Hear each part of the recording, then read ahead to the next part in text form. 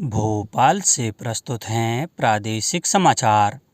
नमस्कार, समाचारों के साथ मैं जितेंद्र रघुवंशी। पहले मुख्य समाचार। प्रधानमंत्री नरेंद्र मोदी आज सुबह 11 बजे आकाशवाणी से मन की बात कार्यक्रम में अपने विचार साझा करेंगे। मुख्यमंत्री लाडली बहना योजना 2023 योजना में प्रदेश की 23 से 60 वर्ष आयु की महिलाओं को दिए जाएंगे 1000 रुपये प्रति माह। सीधी में हुई बस दुर्घटना पर प्रधानमंत्री ने जताया शोक। मृतकों के परिजनों को 2-2 लाख अनुग्रह राशि प्रधानमंत्री राहत कोष से दी जाएगी और अग्निवीर योजना में नई भर्ती प्रणाली लागू। अब समाचार विस्तार से। प्रधानमंत्री नरेंद्र मोदी आज सुबह 11 बजे आकाशवाणी से मन की बात कार्यक्रम में देश विदेश के श्रोताओं के साथ अपने विचार साझा करेंगे। यह इस मासिक रेडियो कार्यक्रम की 98वीं कड़ी होगी। मन की बात कार्यक्रम का प्रसारण प्रत्येक माह के अंतिम रविवार को किया जाता है।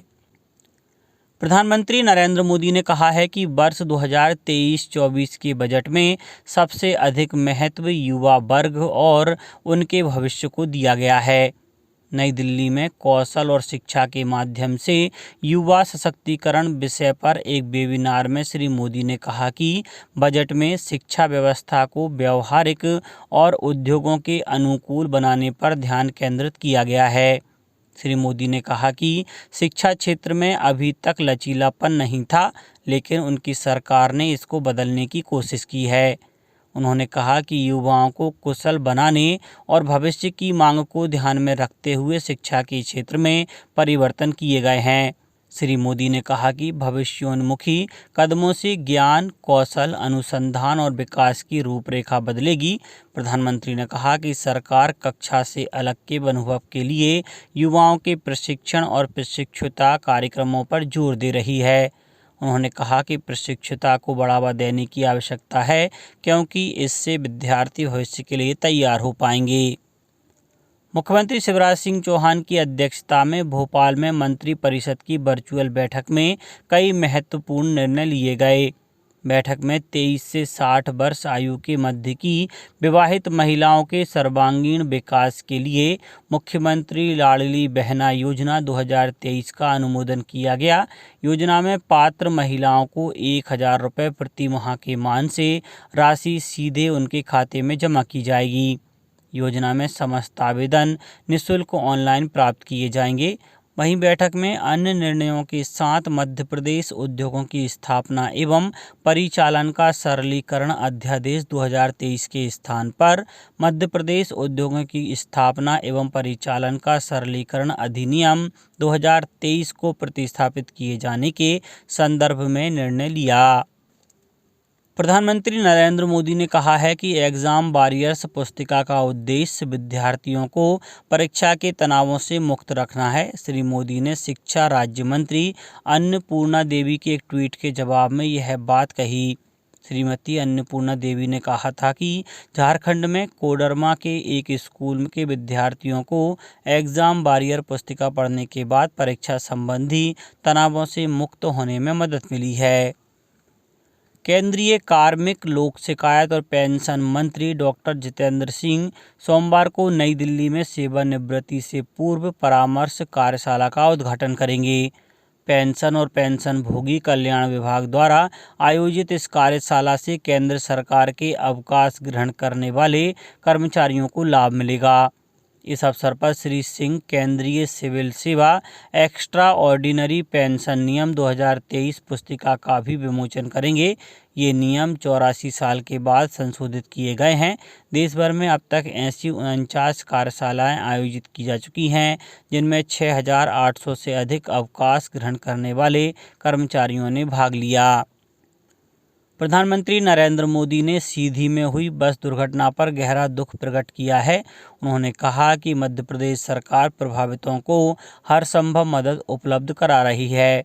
श्री मोदी ने दुर्घटना में मारे गए लोगों के निकटतम परिजनों को 2-2 लाख रुपए की अनुग्रह राशि देने की घोषणा की है। घायलों को 50-50 हजार रुपए दिए जाएंगे। यह राशि प्रधानमंत्री राहत कोष से दी जाएगी। इससे पहले मुख्यमंत्री शिवराज सिंह चौहान ने मृतकों के परिजनों को 10-10 लाख, गंभीर रूप से घायलों के लिए 2-2 लाख और साधारण घायलों के इलाज के लिए 1-1 लाख रुपए की आर्थिक सहायता उपलब्ध कराने की घोषणा की थी। गौरतलब है कि शुक्रवार रात करीब 9 बजे सीधी जिले के मोहनिया टनल के पास बरखेड़ा गांव के नज़दीक एक तेज रफ्तार ट्रक ने 3 बसों को टक्कर मार दी थी, जिसमें 1 दर्जन से अधिक लोगों की मृत्यु हो गई और करीब 50 लोग घायल हुए। घायलों को रीवा के संजय गांधी मेडिकल कॉलेज अस्पताल में भर्ती कराया गया है। गंभीर रूप से घायलों को एयरलिफ्ट कर दिल्ली भेजा गया है। प्रदेश के प्रसिद्ध पर्यटक स्थल खजुराहो में G20 समिट के दौरान आए विदेशी डेलीगेट्स ने खजुराहो की स्वच्छता की प्रशंसा करते हुए कहा, खजुराहो की स्वच्छता इंदौर के बिल्कुल समकक्ष है और उन्हें यहां आकर बहुत अच्छा लगा। G20 समिट डेलीगेट्स ने कहा कि जब वह अगली बार आएंगे तो परिवार के साथ ही आना चाहेंगे, क्योंकि वे खजुराहो की मूर्ति कला और यहाँ की सुंदरता से बहुत ज़्यादा प्रभावित हैं। केंद्र सरकार की अग्निवीर योजना में भर्ती की नई व्यवस्था तैयार की गई है। पहले की तरह भर्ती में 2 चरण शामिल होंगे। हालांकि इस वर्ष से भर्ती रैली के पहले चरण में प्रारंभिक प्रवेश परीक्षा का आयोजन किया जाएगा। भोपाल में सेना भर्ती कार्यालय में डीडीजी मध्य प्रदेश और छत्तीसगढ़ के ब्रिगेडियर दीपेंद्र मनराय ने पत्रकारों को जानकारी देते हुए बताया कि इस बार भर्ती में पूरी तरह से पारदर्शिता का ध्यान रखा गया है। उम्मीदवारों को ऑनलाइन कंप्यूटर आधारित परीक्षा देनी होगी। परीक्षा अखिल भारतीय स्तर पर 17 अप्रैल से 30 अप्रैल तक 176 स्थानों पर आयोजित की जाएगी। उम्मीदवारों के पास परीक्षा केंद्र स्थानों के 5 विकल्प होंगे। उन विकल्पों में से एक परीक्षा केंद्र आवंटित किया जाएगा। यह परीक्षाएं भोपाल, ग्वालियर, इंदौर, जबलपुर, सागर, सतना, उज्जैन, भिलाई, दुर्ग, बिलासपुर और रायपुर में होंगी। अब कुछ समाचार संक्षेप में। Bhopal Indian red cross society द्वारा नर्मदापुरम जिले के सामुदायिक स्वास्थ्य केंद्र सुखतावा में प्रशिक्षण शिविर आयोजित किया गया, जिसमें सिकल सेल और थैलीसीमिया एनीमिया जैसी घातक बीमारी से पीड़ित मरीज का परीक्षण कर औषधि वितरित की गई।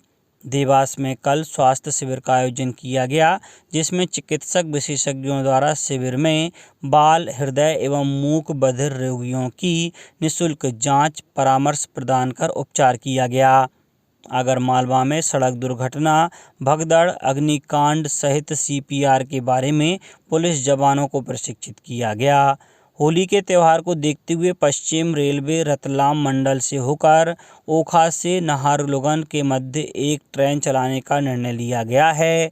और खरगोन में एक युद्ध नशे के विरुद्ध अभियान के अंतर्गत शासकीय और अशासकीय स्कूलों तथा छात्रावासों में विद्यार्थियों के प्रहरी क्लब बनाए जाएंगे, जो इन क्षेत्रों में होने वाली नशे की गतिविधियों के बारे में स्कूल और जिला प्रशासन को सूचित कर सकेंगे।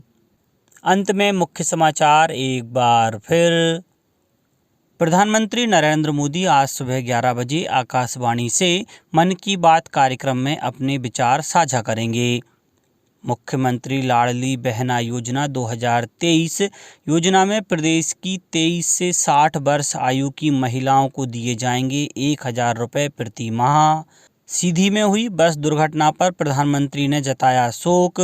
मृतकों के परिजनों को 2-2 लाख अनुग्रह राशि प्रधानमंत्री राहत कोष से दी जाएगी और अग्निवीर योजना में नई भर्ती प्रणाली लागू।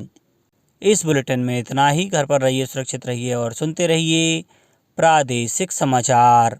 नमस्कार।